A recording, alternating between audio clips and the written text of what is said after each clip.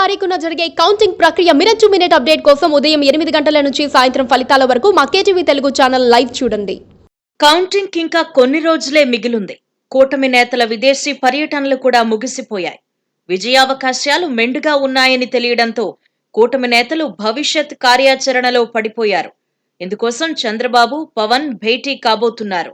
తమను గెలిపించిన ఆంధ్రప్రదేశ్ ప్రజల సంక్షేమానికి చేయాల్సిందేమిటో చర్చించబోతున్నారు.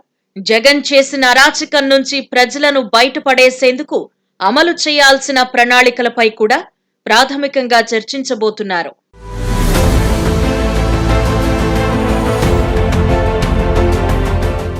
గ్రౌండ్ రియాలిటీ నేతలకు తెలిస్తే సరిపోదు, ప్రజలకు కూడా తెలియాలి.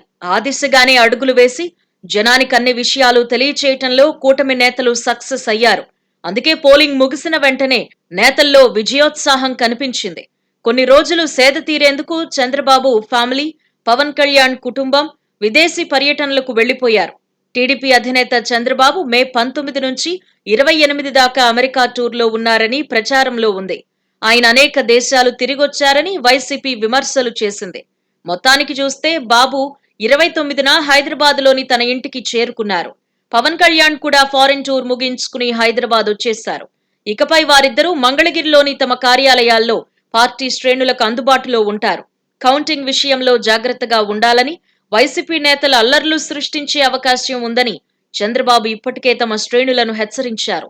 ప్రతి కార్యకర్త ఉదాసీనతకు తావివ్వకుండా పని చేయాలన్నారు. చంద్రబాబు, పవన్ ఈ నెల 31న భేటీ కాబోతున్నారు. పోలింగ్ తరువాత వారిద్దరూ భేటీ కావడం ఇదే మొదటిసారి అవుతుంది. పోలింగ్ తీరు కూడా వారి మధ్య సమీక్షకు వస్తుంది. జగన్ 5 ఏళ్ల పాలనలో జరిగిన తప్పులు, తాము చేయాల్సిన పనులపై కూడా ఒక అవగాహనకు వస్తారు. ఏపీలో సీఎం జగన్ మాఫియా రాజ్యం నడిపించారు. అక్రమాలు, కబ్జాలు, దోపిడీలు నిత్యకృత్యమయ్యాయి.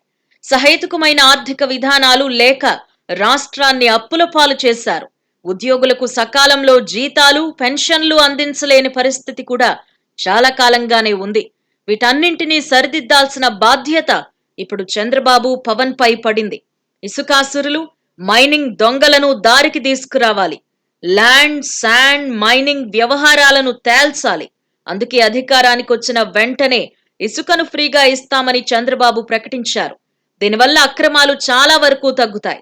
ఫ్రీ స్కీమ్ ఎప్పటి నుంచి అమలు చేయాలి, దానికేమైనా పరిమితులు విధించాలా లాంటి అంశాలను ఇద్దరు నేతలు చర్చించనున్నారు.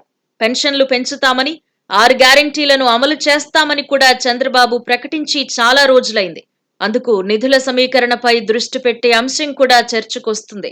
రాష్ట్ర అప్పుల ప్రభావం జీతాలు, పెన్షన్లపై పడకుండా ప్రతి నెల 1వ తారీఖునే బ్యాంకు ఖాతాల్లో డబ్బులు పడేందుకు ఎలాంటి చర్యలు తీసుకోవాలో చర్చించాలి.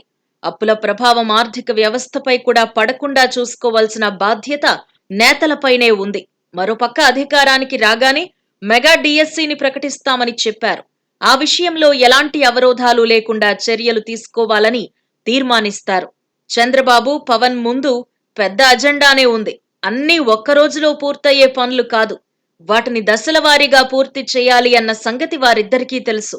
31న జరిగే భేటీ ఆరంభం మాత్రమే. రాష్ట్ర ప్రగతికి బీజం వేసే చర్యగా ఆ మీటింగును పరిగణించాలి.